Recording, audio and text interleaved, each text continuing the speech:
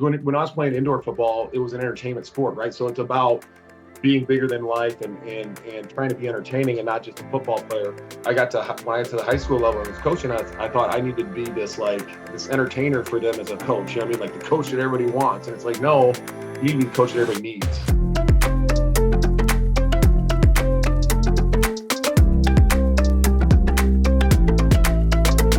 Welcome to the Talking Shop podcast, where I'm here to share stories, lessons, and experiences in sports performance and professional development. Today, I'm joined by Adam Vogel. How are you doing today? I'm doing great, brother. How are you? Oh, fantastic. Always a good day when I can record a podcast, catch up with friends. So a little bit about how he and I know each other is nothing fancy. Steve just recommended that I reach out to you because you're killing it and you do some sports science type things, not to call you a sports scientist, but you have a lot of data and awesome technology. So Steve thought it would be a good connection. And then we hopped on the phone. We chatted for like hour 15. I'm sure we could have gone for another hour. It was just fun talking data and training and all that kind of stuff. But what is your technical, I know you're at Bradley Bourbonnais Community High School. Correct. Yeah, you got it right, brother. There's a lot of acronyms and letters and all of the things you're associated with. If you could please give us a brief rundown on that. Oh yeah, I'm the head strength coach at Bradley Bourbonnais Community High School. Everybody always just says like BB or BBCHS. We're about an hour south of Chicago, straight down 57. I've just kind of changed roles a little bit. I also I do a lot of things. I help coach football. I'm the defensive line coach on varsity.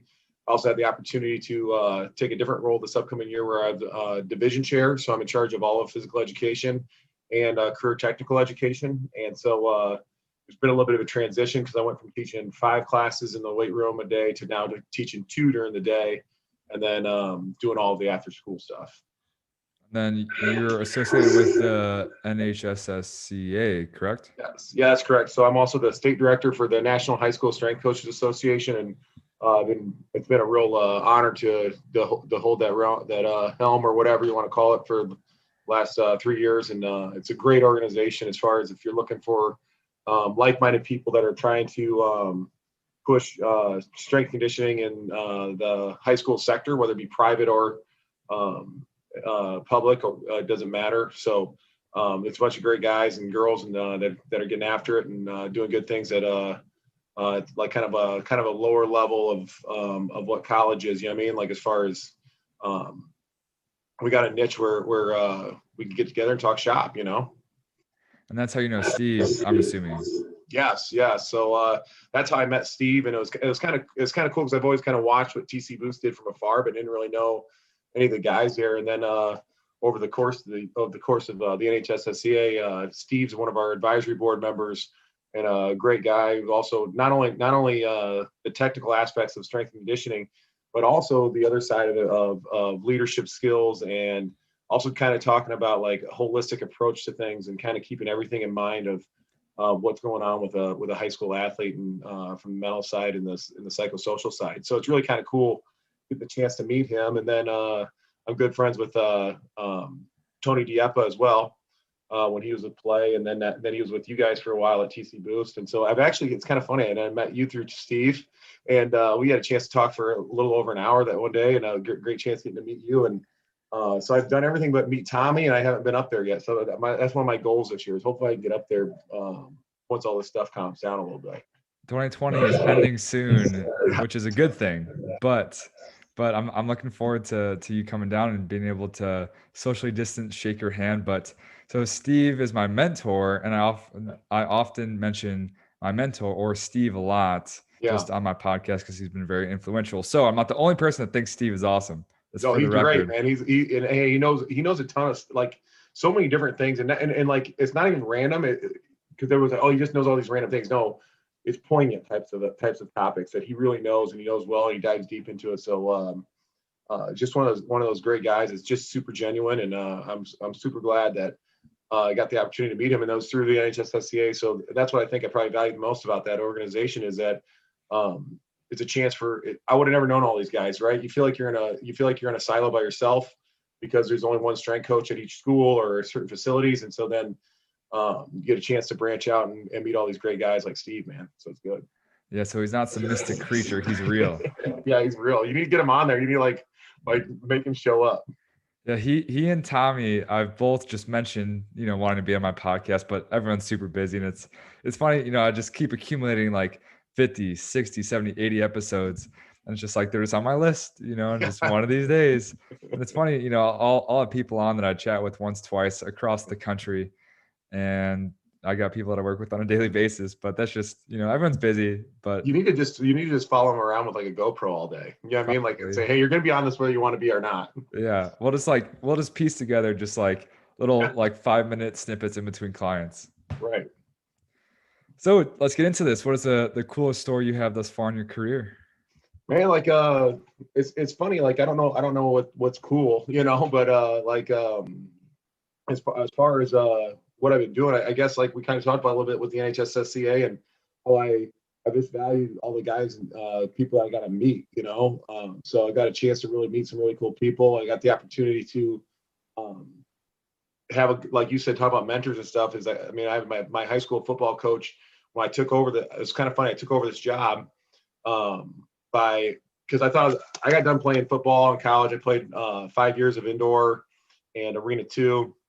And I decided I was going to go to grad school and go into sports psychology, only because that's why I got my degree in psychology. So I was like, you know what, I'll just go be a clinical psychologist and hopefully I get to work with athletes. And before I was getting ready to take the GRE, I got asked by another football coach to be his defensive line coach. And I said, well, I'll do it for a season. We'll see what happens. And I got the opportunity to coach with them. And I never thought about being a coach. It's so weird. I never wanted to be a coach. I was like, I don't want to do that kind of grind and all that kind of stuff. And my first season with the team, I was like, this is awesome. I got to get to know these guys better though, because I found how hard it was to break through that shell when they only see me for hour and a half to 2 hours a day, just only during that football season. So I talked to that head football coach about his name's Mike Cole. I talked to him about what do I need to do to like be more part of these guys' lives. He's like, well, you can go to teaching, man. And so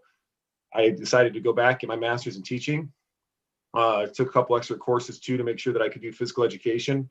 And I had the opportunity to do my student teaching under my previous head football coach when I was a high schooler at the high school that I went to, and that's the school that I was coaching for as well. And so it was Bradley Rubinet.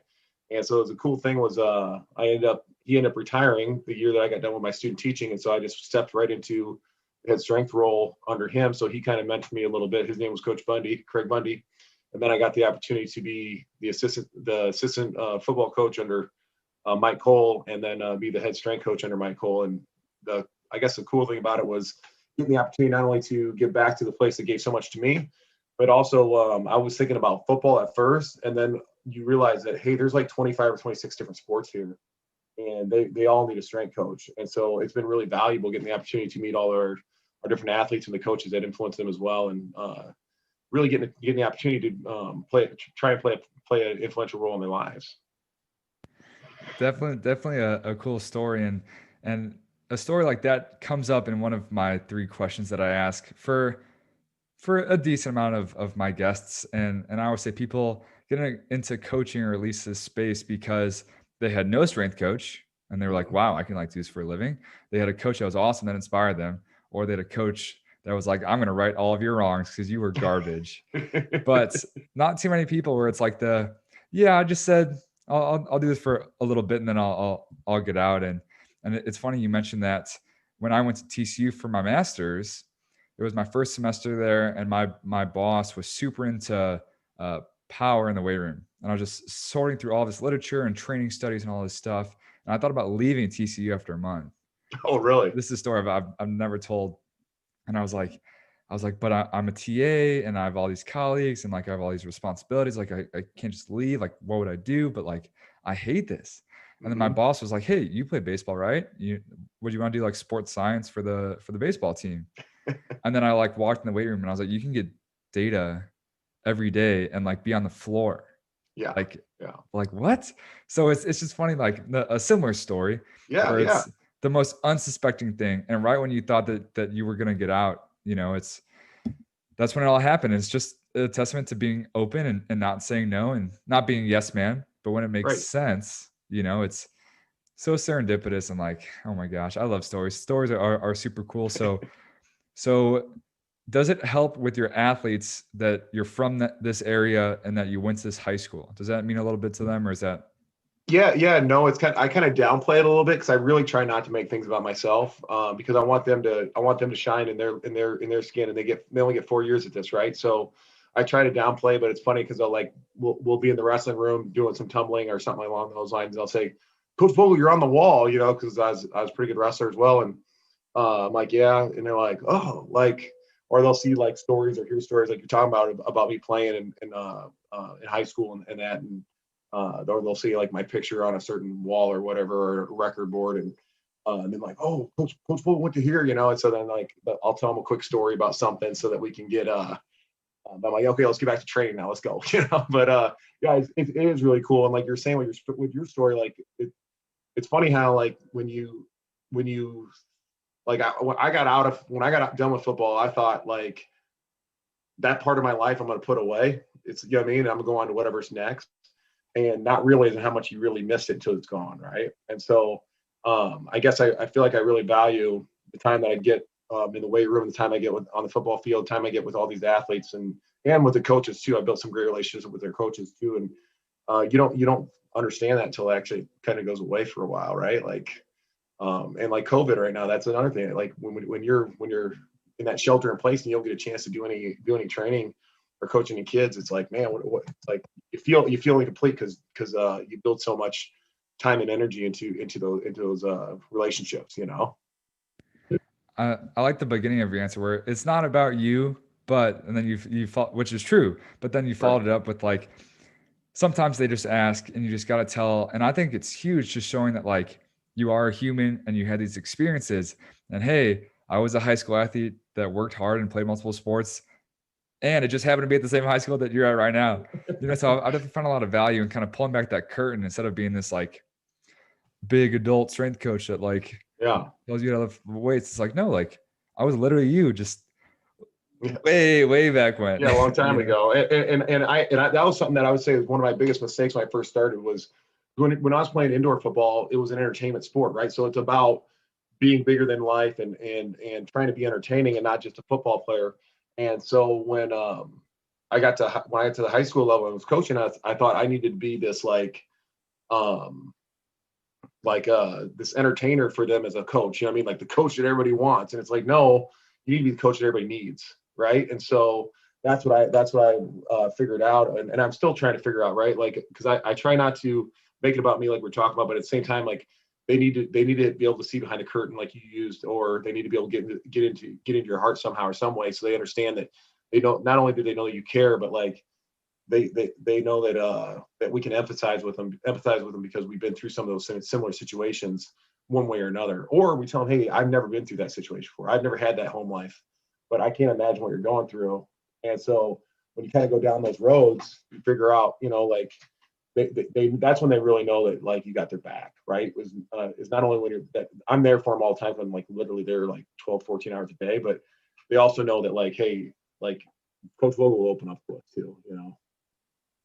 That's huge. And even like you mentioned, like sometimes you just can't relate, but just like opening up kind of, your heart, and then they can hop in and just that example analogy that you said, I think is huge, and like showing that you are a human.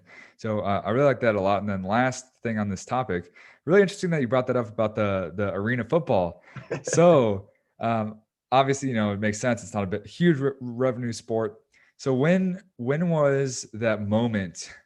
So I'm sure when you first started, you're like, oh, this makes so much sense. Like I want people to want to work with me. So when was that moment where you're like, dang, like, I don't think this is right. Like, do you remember that moment? Like, what do you mean by this is right? Like, with me like putting on the the entertainer hat? Is that Yeah, talking when you realize about? like probably not going to work. Yeah, like it was funny. Well, some of the things I said was probably wildly inappropriate because I always had bad locker room talk, right? And so um, I'd come home and tell my wife like, okay, this happened today or whatever, and this is how I reacted. And she's like, you can't say that to kids.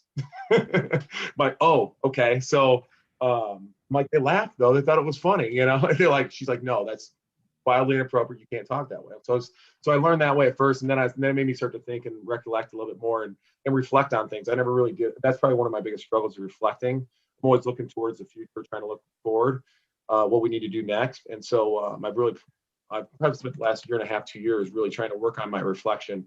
And so that was something that she kind of got me into looking into, is reflecting on what I'm saying and what I'm doing. And so like you're talking about, that is like, that I don't need to put on a persona. I'm 6'4", 265. I'm a big dude. So it's not like I have to put on a persona of being a tough guy. So I guess it was more like, hey, show them what everybody wouldn't suspect, right? And so that's kind of what kind of got me into that a little bit. And it's funny how different sports kind of open you up a little bit too, because um, I don't need to be like, it depends on what they need, right? Do I need to be hard on somebody because that's what they need right now, because they've been slacking, or do I need to be the person that they need for some compassion right now, right? Because they're trying to work two jobs and trying to find a way to get into the weight room at the same time. So it's okay that they're 10 minutes late because they just came from their job,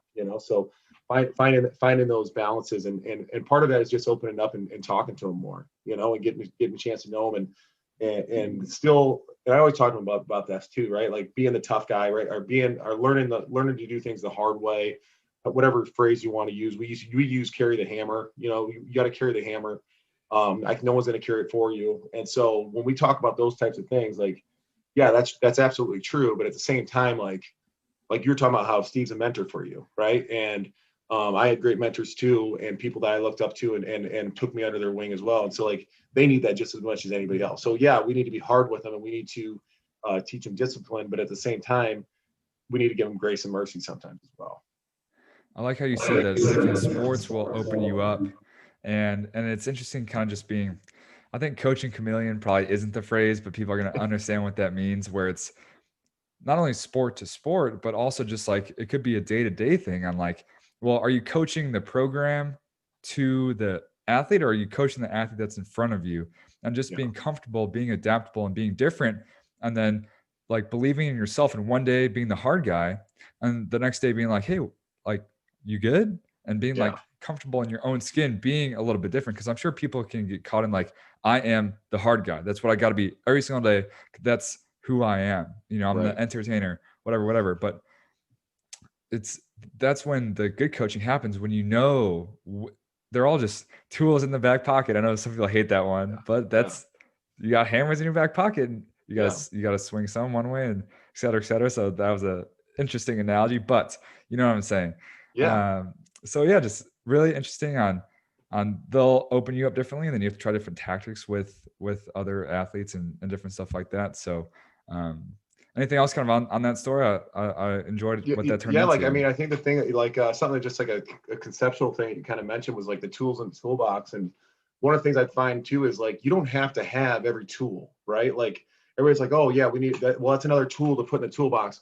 Well, sometimes I don't think, and here's another side note, is I come from a construction background. So my dad was a construction worker. So I laid concrete for my 4 years through high school. And then I worked residential construction through high school. And then when I was playing arena ball in indoor football, in the off season, I did residential and commercial construction as well. So I did that for almost 15 years of my life. So I got a lot of experience with that. And what I found was, if you have all these tools, first of all, you have to maintain all these tools. You have to bring them everywhere you go, and you have to be able to use all these tools, when a lot of times you find out that, hey, like a table saw and a miter box, and like you're talking about like a hammer, those can do a lot of different things, right? So if you have a few tools, that's okay. Know how to use that tool many different ways. And so it's okay to add more tools to that bag, because you're like, hey, look, I need a planer for this, because a planer is a very specific tool that I would need to change the width of the wood, right? But like at the same time, I know when I need to use that. I don't need that all the time. That's one of those things in their back pocket, like you're talking about. But then like, hey, we're not going to hammer everything, but we know that we're going to use a hammer a lot, right? See, it is a good phrase. Yes. Twitter people that I've seen hating on it. It all comes to context, right? Oh, for sure. It's all about context. It's something I also say a lot on here. So let's get on to the next one. What is the story most fundamental leading you to now? Most fundamental thing that's leading me now. Like looking back on your story and your journey, if X didn't happen, you wouldn't Mhm. be here. Yeah, I'd say like I was talking about Coach Cole a little bit. Like if I hadn't ran into him and he hadn't been the head coach, I probably would have never got that opportunity because I didn't look to be the defensive line coach at that time. I was asked to interview for it, and actually I thought I didn't know if I was interviewing for the defensive line coach or the defensive coordinator, and I just I had the free time at that point, so I was willing to be game for anything and had an open mind about it, which was good. And then when you started to see all the different avenues, I'd say that's probably one of them. Another one, and I know a lot of people talk about like you said, like the tech side of things. When I was in the weight room and I first got started, I was kind of thinking like, look, like we're doing a lot of strength stuff.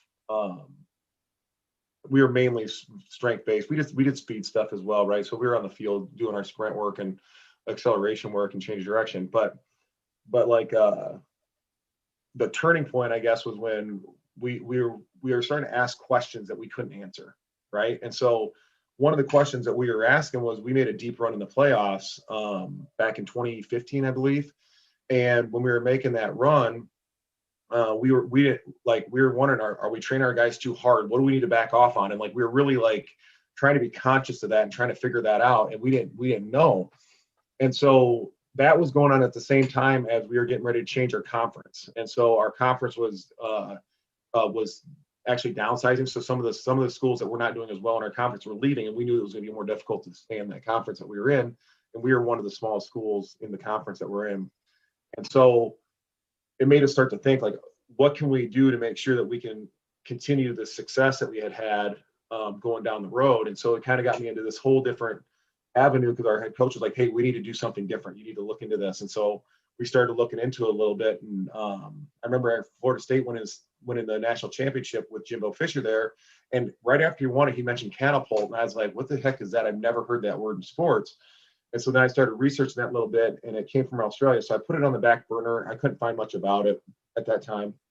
And so I started looking in, okay, well, Texas A&M and Missouri's going into the SEC, or had just recently gone in the SEC at that time. And so what are they going to do to be successful in a conference that they were supposedly inferior in, right? And so you started seeing like what Brian Mann was doing with like GymAware and things there at Missouri, and then like Texas A&M, and yeah, they threw a lot of money into a lot of resources into going into the SEC, which was one thing. But then I'm like, okay, look, this GymAware thing. So I start to research this. That's from Australia, and so is this Catapult Sports thing. What's with this GPS monitoring? What's that? And so maybe kind of transition. Well, there's nothing like us that I could compare to football. But then when I started looking at the Olympics, how do small countries compete with bigger countries with more resources and bigger populations? And Australia was one of them that stood out. And so all of a sudden I'm starting to connect these dots that, hey, look, they got all this techie stuff, and they got this emerging strength and conditioning program, which I was just under a rock a little bit because it was going on far before 2015. But it was interesting to kind of look down that road. And so I was like, look, what they're doing is they're saying, hey, look, we don't have as many eggs. We're not gonna break them by throwing them against a wall. We're gonna keep our eggs under control, and we're gonna find out how we can make them better, so that they can withstand the rigors of what they need for sport and be successful in Olympics. And so that's what got us down our road of going towards sports technology and sports science, like you're talking about. And I'm not a sports scientist, but by any means, but we try to apply simple concepts to the training that we're doing so we can justify what we're doing. And then also we found that it answered a lot of our questions that we had. I think the biggest point of that story, going back to our beloved tool in the toolbox analogy, and this could apply to self-development, business, coaching books, asking for a friend, is are you accumulating tools just to accumulate them, or are you accumulating them for a specific purpose? Right. And it's super simple to get caught up in, whether it's exercises on your Instagram save that you just see people doing, or books like someone I might know very well, or technology if you have the money to do so. It's like, do you know exactly what you're going to do with it, or is that just something you just toss in your cart at Home Depot just because you can? Right. So what was that process like on? So first you came across Catapult and you were like, oh, this is probably legit. in regards to first integrating that with your staff and your athletes, because that's something we also talked about on the phone, was communicating this data. And it's not really the number itself. There's the context and how is it communicated, relative to our plan as a strength and conditioning coach, because that's mainly what sports scientists do is support other staff members. So when you were first kind of going through that learning curve and that process, just what was all that like? No, because you knew what you wanted to do with it. Yes. Yeah.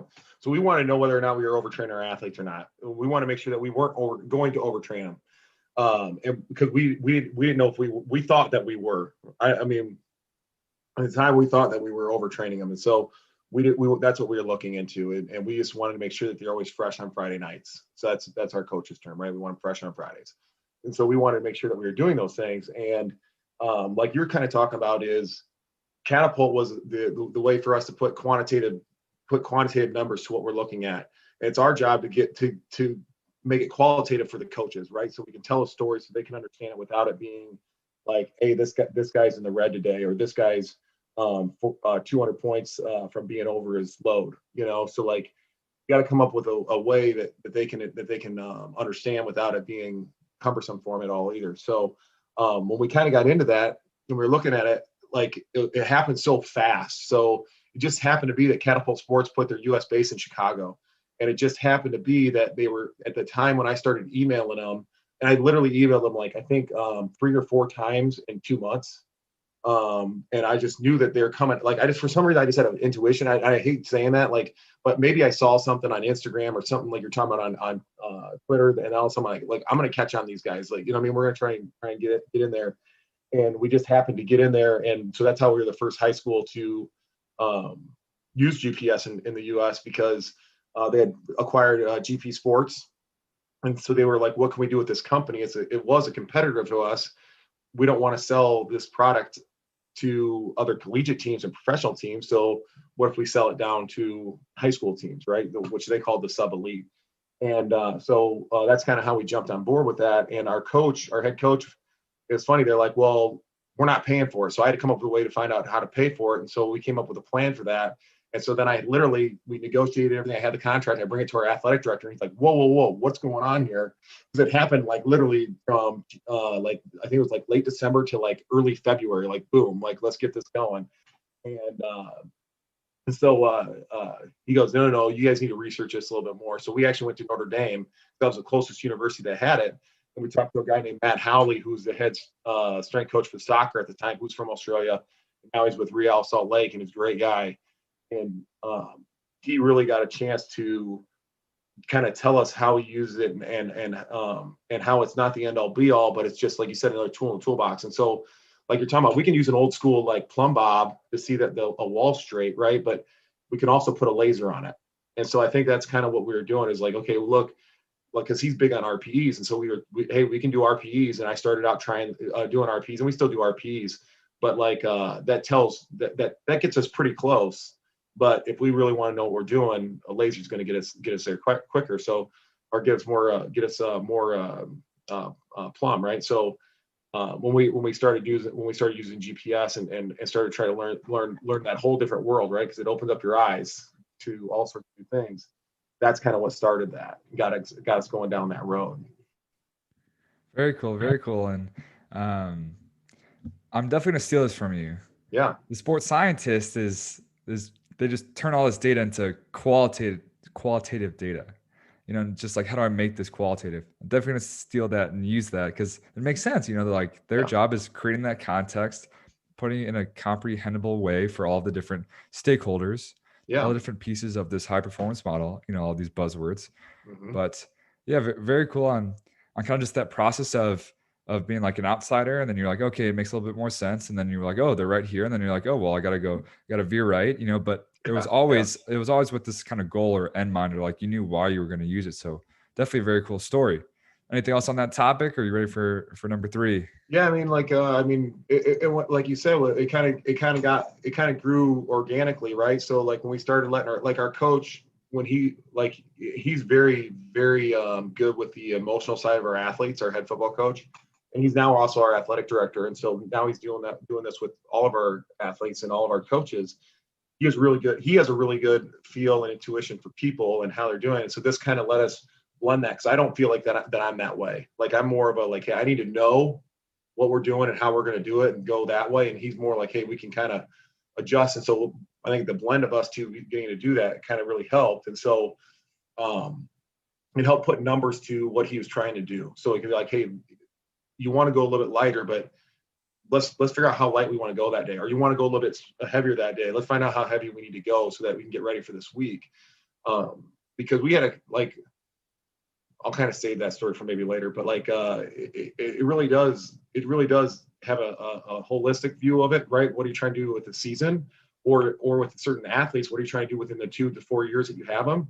Or is it just something that we need to work on this week because we need this week really bad? And are we going to sacrifice everything for this week or not? Like looking at things from that perspective. But then I wanted to do Catapult. So we knew about BBT as well, but I wanted to do Catapult first because I wanted to work backwards. I wanted to know what they were doing on the field so that we could dictate how we wanted to do things in the weight room. And so we didn't only put it on football, we put it on soccer. We actually experimented with for 2 seasons with track and field.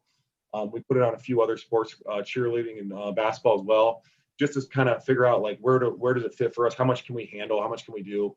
And then when we started to do that, it got us to hone in better our skills and what's going on in the weight room to help them with the end product, right? So that's why we started that way. And then as we got better with the GPS, and we started to hone things in more into the weight room as far as looking at velocity and looking at meters per second, and we're just starting to get to the point where we're looking at power output. I really like that example of like the context. Why are you using or buying that tool? Well, it's the end product is to get better on the field. So Yeah. like, why don't we start there and work backwards where people can get, not right or wrong, but just like concerned about their own domain. How do I get data in the weight room, in the training room, whatever it may be? So it was cool that you guys had that realization. And I'm sure that only catapulted just that whole process, because you really had that end goal in mind of what you're trying to do with that tool. So very cool. Yeah. Next. And it has ups and downs, right? Like I said, I'm not a sports scientist, so I screw it up. We made mistakes along the way. We've also done some really good things along the way as well.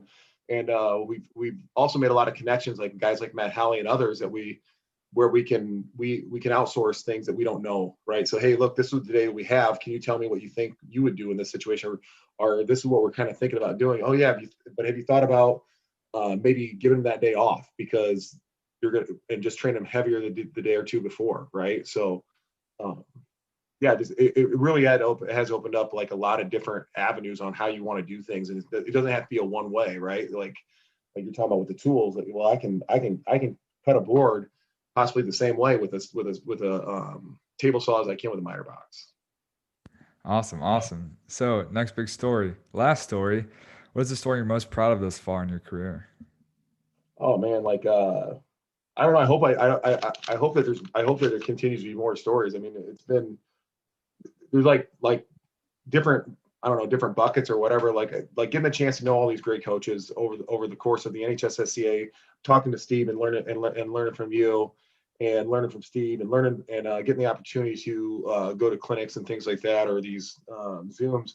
But then that's its own thing, right? Like I feel like that's its own realm of where like, hey, I really get a chance to branch out, learn some new things. People are putting so many great things out there that it can really challenge you as a coach on to make sure you stay true to what you're doing and what are your principles, but at the same time, like consider and be open to possible changes to your program that could help your athletes. There's that part, and so then that bleeds into how am I helping my athletes and the relationships that I've had with all of our coaches and getting a chance to really know them and understand their sports. Because I always thought that I was like a football guy. Well, I'm a sports person. Like anything that when people want to compete and try and get better, that's what drives you, right? So getting a chance to really work with coaches that care just as much about their sports as I did when I played football, right? And so it's not something that you can really quantify. They all care equally or more, right? So you can't really put a number on that. And so getting to work with them and then getting to really go into the athletes that we train and the athletes that we get to work with and their stories, right? So it's not even sports stories all the time, right? It might be like me getting to train like some of their little brothers or sisters, and so I really know that family pretty well because I'm on the third or fourth one, or them going to the military and then they reach back out to me later, or them going to college and they're like, oh, coach, you see our weight room compared to what we had in high school. We really like what we got at high school, whatever it might be, right? Like really getting to do those things. And then we've kind of done something different too in the last couple of years. Is we started to start internship programs, not only with our local university, Olivet Nazarene, but we've also started to develop leaders to our own high schoolers by having something we call athletes. So athletes that are still playing, but in their off season, they want to help coach either our middle school kids or they want to help coach our freshmen and sophomores with the after school training because they do all their training during the day. And so that's been another really rewarding thing that we've gotten the opportunity to do is help build leadership skills for our student athletes through our strength and conditioning program. I like how you gave, everyone its credit with the different buckets and not to, try to put everything that you have going on into one little story. But the one thing I do want to get into that I really liked was the last one, the athletes. So was that something that was at your high school before you got there? Or is that something that you kind of helped create? Or I've never heard something kind of like that, like going from the high school to the middle school. So could we just chat about that briefly? Yeah, absolutely. So there's a lot of things that kind of went into that. So what happened was I get paid a stipend not only do I get paid to be a PE teacher and coach strength conditioning today, I got paid a stipend to coach strength and conditioning after school. Well, I could have anywhere from 70 to 90 athletes, and I'm the only paid strength coach in there. And so I had a point where, yeah, we have coaches volunteer to come in there, but they can't commit all the time, right? They have families and they got things going on. And so there'd be days where I might be by myself with 70 or 90 athletes, and I got to manage all of this. And so what I found was, okay, I need to get interns. And so it wasn't because part of it was because they weren't going to pay anybody else, right? And so that's like free labor. But at the same time, I was like, well, I'll teach them what we know and how we do our systems, and it'll help prepare them anyway. They need the internship hours. It'll be a good fit. So as we kind of started the internship process, I found out it's actually way more work having interns than it is than anything, because you have to teach them everything, right? Like they really do come in raw and not knowing a lot, which is good, and I do value that a lot because it makes me stay grounded and remember that, like, hey, if I can't teach it to them in the short time they have, how the heck am I ever going to teach it to high school kids, right? So that's really helped make sure that we don't spread our wings too far and from homes where we can't get back. And so that was one part of it. And so as we had our interns, it happened again in an organic way. A couple of students were like, "Hey, can we help out after school? We're out of season right now." Like it was like a couple of like softball players or like track and field athletes. I'm like, "Yeah, you guys can help out." And so the thing I found out though is they only know our system. They only know the way that Coach Vogel taught them, and so they were actually better than the interns that we had, at least off the bat, right? Because they know what we're doing. And they know all the coaching cues that we use because that's the only coaching cues they've ever heard, and they know exactly how we do things. And so that's how that kind of happened. And so we kind of built that way. So we spend about a Saturday afternoon teaching them all the little cues that we go through just to make sure that they know what they're doing, and then they'll help us out. So we have more eyes on there. So I can literally say, hey, look, this kid has just shown up. They just transferred in from our school.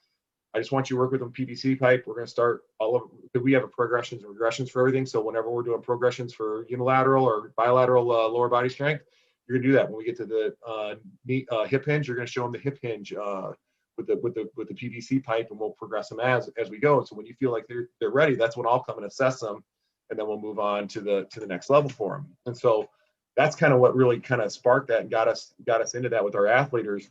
And then they did so well, our athletes and our interns, that we had a lot of people asking us to start a middle school program. And so 2 years ago, we started a middle school program, and that was a way for me to pay them. So the money that we make from the middle school program pays our athletes and pays our interns. So if they get through the first 6 to 8 weeks and are doing a good job, and we feel like, hey, I can give them a group by themselves, and then they also get paid for doing that. So yes, they intern for free. However, if you do a really good job interning, there is an incentive here to also make money doing what you want to do. And then also like trying to take care of them, right? Give them a lot of gear and things like that that they value as well. So there's all of that with our athletes. And then what we've also done, because of all the sports science and stuff that we're doing, how the heck are we collecting all this data and doing that? So I've had some really good kids that like love sports, but that's not really their avenue, right? Like they love the behind the scenes stuff like we're talking about, and they love sports, but they're not the best athlete. And they figured that out pretty early. And so those are the people that help me out with Catapult. Those are the people that help me out with Nordboard or any other the things that we're using, putting maxes into the into our strength software like Team Builder and that. Like those are the guys that are doing that stuff for me. And so I got anywhere from 2 to 4 of them. And so like some will say, hey, look, coach, can I do the soccer Catapult? Yeah, you can do the soccer Catapult. Our GPS can. Another kid wants to do the football. And then like my athlete or some of them like to do the data side of it. So when we're doing when we're collecting data and doing RPE scores and all that kind of stuff, and they'll be literally at the computer the whole time while we're doing the strength session. And if somebody hits a new PR, they'll plug that in. And we also got kids on the floor as well. That's awesome. I love how that story progressed from just a few athletes reaching out, and that's only testament to them just feeling comfortable enough and enjoying the experience you created in the weight room enough, and then also being open enough to where it's like, I can't do all this, like I need some help. And I can only imagine what that realization was like. You're like, why are these high schoolers crushing these interns right now? It's like, oh, because that's literally all they know is what I've taught them. So that's literally how that happened. Because like I had an intern and I got a big group, and so like I had a couple interns that were progressing a little bit slower than what our first group had. But I had these athletes that are like, I'm like, hey, you take the intern and you do this part with them. So like literally it goes where they shadow me for a week to 2 weeks. And then I'll give them a small task, like whether it be like a small part of the training session that they're in charge of. And then I'll have them work with one of our athletes for the next couple of weeks.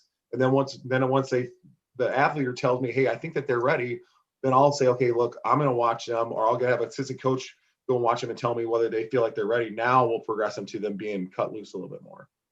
That's awesome. That's awesome. I love how it's all hands on deck, and anyone can learn from anyone. So super cool. And last big question that we'll get into. So I love the stories and the theoretical and the philosophical, going from where you grew up to football to arena football, then back, and then sports science and Catapult, then to doing it better, and then to helping out all these athletes. But I also like turning stuff into action, right? We're all my intended audience. Hopefully some of your athletes listen to this, but my intended audience is professionals in performance, kind of just how we met. So if you had 1 to 3 action steps that people can start doing tomorrow to become better, what would they be?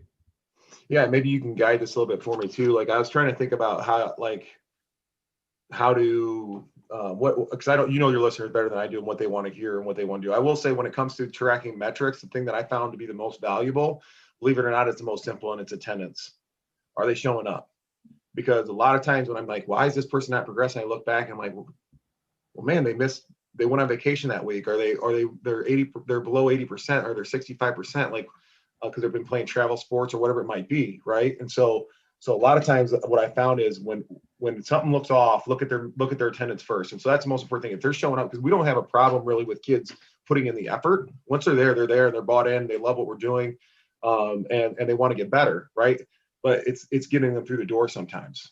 And so depending on who the athlete is or who the team is, that can be the biggest problem when it comes to looking at metrics. And so that's the first thing that we look at is whether or not that's going on. I mean, there's a lot of different avenues we can go down with these actionable items. If you want to stay on like how we look at strength numbers, or how we look at our progressions or regressions. I don't know what avenue you want to go down. So I really like that one because it's often the simple answer is the right answer, and so, like in sports science, like what's the most important number? Well, probably just man games lost. Is that going down over time? It's like, are my athletes coming in the weight room? It's funny how a lot of those other things will take care of itself when you take care of the simple ones, but the action items can be something specific to the background of the person I'm interviewing, like Dr. Aaron Kanana with the San Francisco Giants. He was episode 79, if I'm not, don't quote me, high 70s. He said, take a simple set of data. It could be your weight over time, and try to communicate it visually, orally, and numerically. So it can be something specific like that, or it could be something that you personally do that you have found success in, whether it's one person tries to stay up to date with a family member once a month because they're, very far away. It could be stretching for 5 minutes. It could be like writing down your goals, something a little bit more general as in as a person, or it could be specific to your job. So track attendance that is specific to job, anything that you found successful for yourself as Adam Vogel.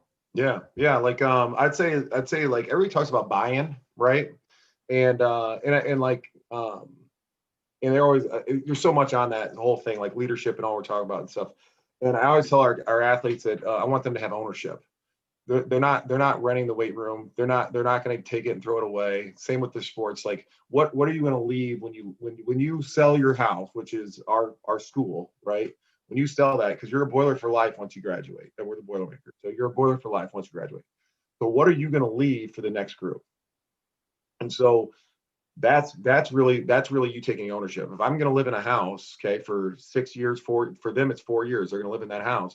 When I'm done living in that house for 4 years, okay, the next person buying it, are they going to want to buy this, or is it going to be a piece of crap to them, right? So I want them to take something and make it better than what it was, and not just themselves, but because that's going to happen if they're putting that kind of time and energy into the program, right? And so it's not like one of these things like, oh, it's all about the program. It's more along these things like, what do you want to leave behind? Like how, like if you look at like legacy and like leave the jersey in a better place type of attitude, right? How do you want to do that? And so we use a live analogy, like you said, with building and construction and things like that. And so it's like brick by brick. That's one of the things that we tell them is to get them to take that ownership. Your ceiling is only going to be as high as how tall you build your walls, right? And so each training session, whether it be for your sport or whether it be for strength and conditioning or be for another sport to help you for the sport that you really care about, whatever, is a brick. And so we want to keep stacking those bricks. Okay, but also there's quality in that, right? So that's the mortar. Okay, but what are you putting into that? So it might be that you need to take a rest day, or it might be that you need to really push yourself that day in the weight room or that day in practice. That's the mortar that's going to straighten that wall, because we don't want it just to fall over, right? We want a good stable building, right? So you want a high ceiling though in your house. You don't want to live in a house with 8-foot ceilings. You want to live in a house with 9 or 10 or 12-foot ceilings, because you want that kind of space, and that's the kind of ceiling you want. But you got to put in the time and energy for that. You putting in the ownership of it is gonna be that. And I think that may be why we have so much success with like our athletes. We have so much success with our athletes really being proud, and students in general being proud to be part of our school, and making it more than just about themselves, and making it really about our community, because that word is in our name. It's a community high school. So really trying to do those things is probably the second component of that type of topic that you're talking about. That's huge. And it is so much beyond just them. And like, are the athletes that come before you don't even know who they are they going to want to come in the weight room? Are they going to want to love putting on that catapult unit and stuff like that? And just like rephrasing it into, it's so much bigger than them. And like, it's not about you as the coach. It's not about necessarily the athletes themselves, and just having this mindset on like, that's huge. And I would assume that how you phrase it and how you did phrase it is well received. And just seeing what you put on social media, like those kids get after it. They're super Yeah. strong. I love the dog tags and all the stuff like that. But last thing that I'll have on this. So you are a busy guy. You got a lot of stuff going on, a lot of acronyms associated with your name. So is there anything that you find successful that helps you on a day-to-day basis just to carry the hammer and just you doing your own stuff? Yeah, I mean, like, so I've had the opportunity to meet Rami Kiefer one time, and it was very briefly. I got to hear him speak a couple times, but like the stuff, if you look at any of his presentations, like when he talks about big rocks or how he used Trello, I mean, that was a really good little YouTube thing that he did for like 10 minutes. And it really helped me with like his organizational skills, and like all the stuff, like his books, he's CEO strength coach, like all those things that like go in that you never even thought about, right? Like everyone wants to run their own program. I want to have my own weight room, do all these things. And you're like, holy crap, I don't get a coach anymore, like, and so finding out how you can manage all those things is really a big thing. And And at first, I put down my big rocks, and what I kind of found for myself that's been a little bit more beneficial too is, how are you affecting the relationship? So who are the big rocks of your relationship? So I need to make sure that I'm doing something for my family and my wife and my kids first and foremost. Then I need to go into my extended family, being my dad, my mom, and my brothers. And then after that, it's okay, who are the people that are going to be that I'm going to be with for a long time? Those are the people that I work with, right? And so it can be coaches, it can also be other administrators that I got to make sure that I'm doing my job to make them happy. And so that helps me with my order of tasks of what I need to do, is by not thinking about what do I need to do, who do I need to impact or help impact. So it might be like I might be impacting a kid differently than helping out impact like my administrator, like my principal or something, where I got to make sure that I'm doing a good job as a teacher, right? And making sure that I'm teaching not only the curriculum, but teaching the ways that the teaching models that we have within our school system. So that's what I found is that if I can tie it to a person, it means so much more than if I just tie it to, oh, this is a thing that I need to do. Well, no, I need to do it because this matters to my curriculum director. This matters to my water polo coach. Like whatever it is, that's why it's important, is because it might not seem like a big deal to me, but it is a big deal to somebody. Otherwise, why am I doing it? And so it kind of goes down that road too, with what you're talking about with knowing those big rocks and how to influence them. That makes me make time for the things that we need to do. So like you're talking about, like what are some like little actionable items? Something I found that's been to me truly altruistic is, I bought a bunch of postcards and put like a we call our strength conditioning athletic performance training. So I put like an APT logo on there and things like that. And so I'll write notes on there, and then I'll send it through the mail to our athletes. And I found that like, even though I put a bunch of, I always celebrate them on social media. I'm always celebrating them, like you talked about, with dog tags and wristbands that they can earn and shirts they can earn, and like we got a big belt and all this other stuff. But like, I think that like some of the things that make the most impact for them is when either I get a chance to talk to them one-on-one and tell them how proud of them I am, or how fortunate I feel to work with them, or when I send a postcard to them, because I know that it goes to their parents first, and their parents are giving it to them and went through the mail that way. They never bring it up to me, but I love when they get that, because I have had teachers that have had kids there, and they've come to me and said, "Oh my God, you made their whole week just doing that." Or like, and I try to be strategic about it, knowing like, hey, that person's been kind of down. I tried to talk to them or reach out to them. They didn't want to have anything to do with me that day, or they didn't want to talk about it because it was too affect them too much. So I'm gonna tell them what I think about them and how I care for them, and send it through the mail that way. And I know it's old school snail mail type of thing, but they don't get that, right? And so that's just something different that we can do to separate ourselves from anybody else. And it literally, it doesn't take much time to write it 3 or 4 sentences on a postcard and then mail that out. That is huge. I love that. And so I guess the two things I'll sum up, and then I'll say Yeah. thank you and goodbye. But so having clarity in like the what you're doing, but also the why, and like it is so much beyond you, and there are all of these people, humans, that your actions are tied to, and that's not to make it all this pressure, but like just a sense of urgency and really getting it done and doing it well.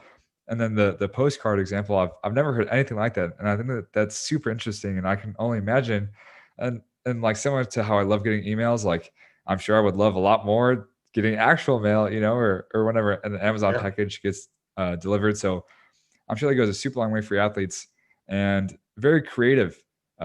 Real quick, did you come up with that, or did someone else give that to you? I want to. I know I didn't come up with it. I don't know where I got the dang idea from, but it's been really cool. And I've actually extended it now because I'm the division chair, so I'm in charge of two different departments in our school.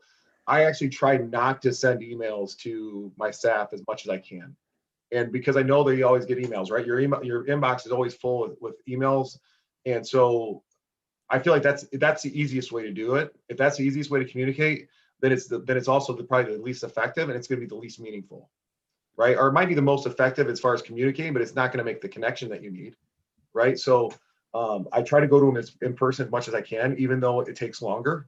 I understand that, but like they know that I value their time by going to see them, right? And they know that it's important because I'm taking the time to go find them and see them. or I'll do the same thing with them. I'll put, instead of mailing a postcard, I'll just write notes. I got other postcards that I'll write notes on that don't have the APT logo on it. Just has a hammer and our Boilermaker logo on it. And I'll slide that in their mailboxes at work. And so I'll do things like that as well. And so I don't know, I wish I could take credit for it. I know I'm not the first to do it. I know other people have done it. I got it somewhere. I wish I could remember. But yeah, I would say trying to do things like that, or like you said, calling. Like a lot of the NHSSCA members, I try to call them on my way to work or from work, ask them how they're doing, because I do care about those guys a lot and girls a lot, and I want to have a better connection with them. But I also know that they're busy as well. But we're all driving to work or from work about the same time anyway. So maybe I can catch them for a quick 15-minute chat, and as opposed to just like sending them a text and asking them how they're doing, like you said, like an email. That's awesome. And I'm having flashbacks to our phone call where I'm like, oh gosh, I'm sure we could keep going for hours and hours, but we're both busy people, and you're giving me your time. And I want to say thank you before I keep asking more questions. No, So you can go ahead, man. That's where this is the value in our lives, right? Is what we're doing with it, not just breathing and living every day. so maybe I'll have to have you back on for a 2.0. That's what I call the second episodes, when it's less of the general question than I ask more specific ones. But I want to say thank you very much for your time, for pulling the curtain back, for Yeah. telling us how you use your tools, and I'm super envious of your athletes, because it sounds like you have an awesome setup. So thank you very much, and I'm looking forward to our next chat. And come by TC Boost for sure. Yes, I will, definitely, man. I'm gonna take you guys up on that, man. I'm dying to get there, and that's one thing I struggle with. I know I could get better on the speed mechanics side, big time. So that's something I've been delving into a lot lately, and I know that I'm gonna learn so much from you guys. Awesome. Looking forward to it. Thank you again. Yep. Thank you, brother.